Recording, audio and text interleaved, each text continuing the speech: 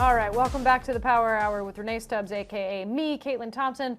I am thrilled to be joined by my friend Myles David, who is better known as Tuned Into Tennis. This guy is one of the freshest voices in the tennis media landscape. I am thrilled to have him because, believe me, his arrival is overdue. We're going to get into a bunch of stuff, obviously about Wimbledon. But Myles, I want to start off asking you about what is Tuned Into Tennis and what are you trying to do? Let's just get started with the basics. I want people to understand why tennis needs somebody like you and what your platform and what you're building and what I had the privilege of discussing with you on your podcast a few weeks ago. What are you guys about and what are you trying to do? I'm just trying to widen and enlarge the conversation around tennis, particularly in the US market, as that's where I am. I've grown up enjoying tennis since a young age, and I think that we're in a little bit of an interesting position when it comes to tennis, losing some of the greats that we have over the past 15, 20 years, and looking ahead to what tennis is going to look like in the next 15 or 20. And I want to help bridge the gap between those of us that are the millennial age that have been lucky enough to see both and want to keep up the fever that has gotten us this far in tennis. So I want people to be tuned in and love the sport that I love so much. Yeah, I mean, this is something that I talk about all the time, and obviously one of the mission statements of Racket, which is I really want people to understand and love this sport the way that people like us do, because it hasn't always done a good job of telling its own story. Now, I'm not going to ask you to put anybody on blast, although you're welcome to, because God knows we've got plenty of targets about that. But talk to me a little bit about when you think about that transition from the last 15 years. I would say it's probably a little bit more of a star-driven conversation as opposed to some of the grassroots elements of the sport. What are some of the things that you see that need to be fixed, that you hope in this transition moment and you're working towards fixing, get fixed? Like we've talked about on my podcast, I really think some of the broadcast and access issues in tennis needs to be looked at and honestly just fixed in a timely fashion to kind of keep up where we are in streaming and the fact that people are constantly on their devices looking at sports highlights and looking at live coverage. And in tennis, it really feels like we're still stuck 10 or 15 years ahead of or behind where we actually should be. So I think that needs to work. I think the actual people that we're seeing when we first turn on the television to tennis coverage, I think that needs to look a lot more diverse. I think that needs to be more entertaining, all of that, all of those things, you know? It's crazy to me, truly, truly crazy to me, that if you come into tennis because maybe it's something that you picked up during the pandemic, or maybe there's one player that captured your imagination, or maybe you watched one of these films like the Zendaya film that's coming out, or maybe you watched the Breakpoint series, and then you try to watch tennis itself, the live sport, the people who you get and the access that you get with all the different subscription bundles and chasing down this, that, and the other, and you never know how to get stuff.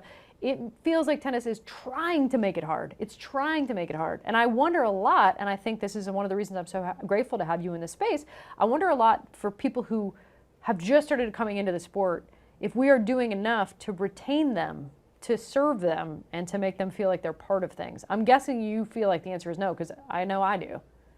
Yeah, it's a big no for me. I mean, good luck to you. Like you said, if you're able to garner the interest to be in tennis in 2023, once you realize that, oh, this is a sport I want to kind of dive into, you're going to really have to keep diving to get past the subscription bundles, the paywalls, and everything else that makes it not as accessible as it could be.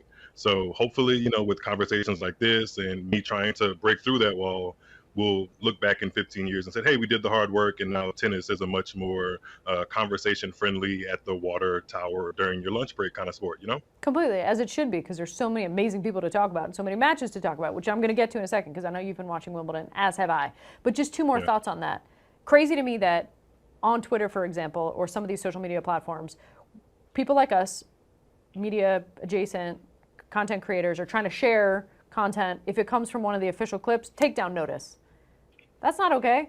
We're trying to create fanship for you guys, and that's an example of tennis just kind of shooting itself in the foot. And you're like, no, no, no. We need to be encouraging people to share little atomized clips of content. We need it to be on highlight shows. We need to get GIFs going of some of these great shots.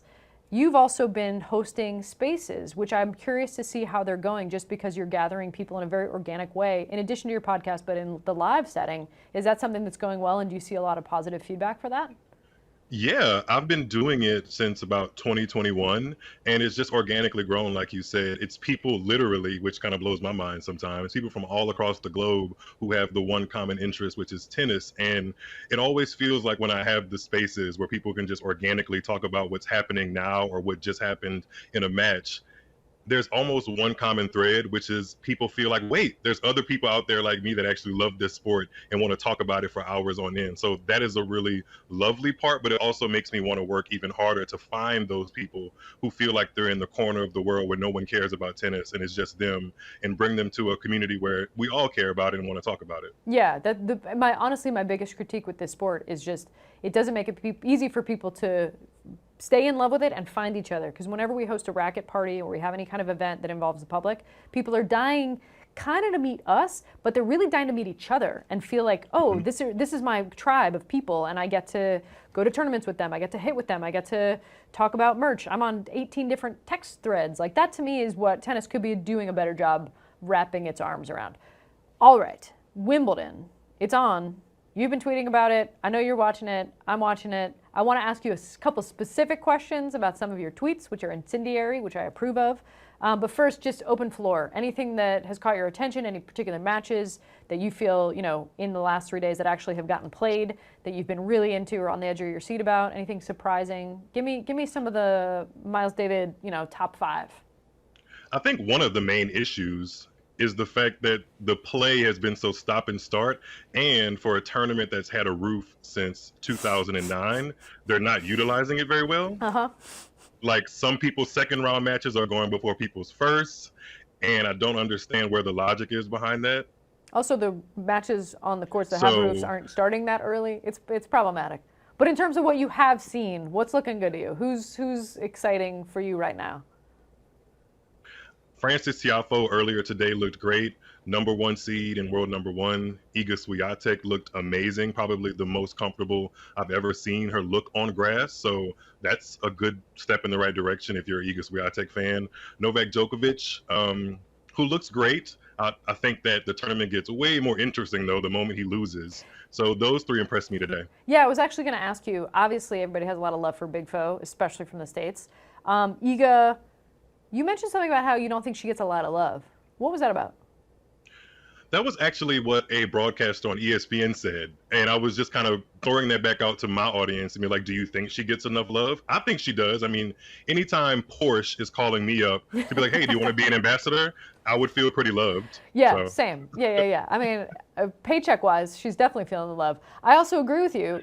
The second Novak Djokovic loses, and I've had a lot to say about upsets, but truly, there would be no bigger player to lose at this tournament than Novak Djokovic, and it would rightfully be an upset. I don't care who it is. Anybody beats Novak, that's an upset. The tournament does get a lot more interesting, though, the second he loses. Anybody you think off the top of your mind, maybe Big Foe, maybe it's, Medi, I don't know, who you think maybe could be lurking in the wings? Medvedev also looked good today, and I hadn't seen a match of his live in a while because he's kind of just been off of it for a little bit. I know Novak Djokovic has a former Wimbledon semifinalist in his section, Hubie Hurkacz, but Hubie hasn't necessarily been coming into the tournament with the most amazing confidence. So I think if somebody like a Jordan Thompson, who he beat today, who actually gave him a run for his money, if they do something wild, like come to the net umpteenth amount of times, I think that might rattle him. And with the stress of going for like a calendar year Grand Slam again, who knows how that might play into the dynamics of, Novak Djokovic lifting his 8th trophy. In a row. I mean, it feels like in a row. I know it's not exactly in a row. It feels like it's in a row. All right, we have so much more we can talk about, but I want to end on your very harsh, deserved criticism of Nick Kyrgios pulling out of this tournament at the 11th hour. This guy waited until the draw got made, the schedule was out, all this stuff, and then he pulled out of the tournament. Tell me about your emotional journey with that whole thing and what you think is actually maybe really going on. I think Nick Kyrgios himself is on an emotional journey with his relationship to tennis. I think it's interesting because he's played one professional match, which was only a couple of weeks ago in Stuttgart on the grass. From what everybody else has said, he didn't look happy and healthy to be there. And I think it may be a mix of him just trying to appease his sponsors and kind of like, go into the tournament and be like, oh, I'm going to play, and then kind of back out the back door. But he does so much to have like this huge and boisterous following of this is the sport, this is the new wave that we want to see how tennis looks, and then we don't see him for months on end, whether it's because of an injury or because of a domestic assault investigation into his relationship back in Australia. It's just always something, and I feel like that always deters us from appreciating how good his tennis is. But then when we watch him, he's not invested, so it always feels like a very up and down and kind of infuriating relationship. Infuriating relationship is right. All right, we're going to pick that up on another time. Myles David, Tuned Into Tennis, thank you so much for joining me today. Thanks, Caitlin. Always fun talking to you. All right, everybody, we're going to wrap things up in a little bit with Ding Dong of the Day, Good on Ya, and How Should I Respond? After the break, I'm going to be asking and answering my own questions, so you're going to spend an intimate moment with me grappling with my interior. Don't go away.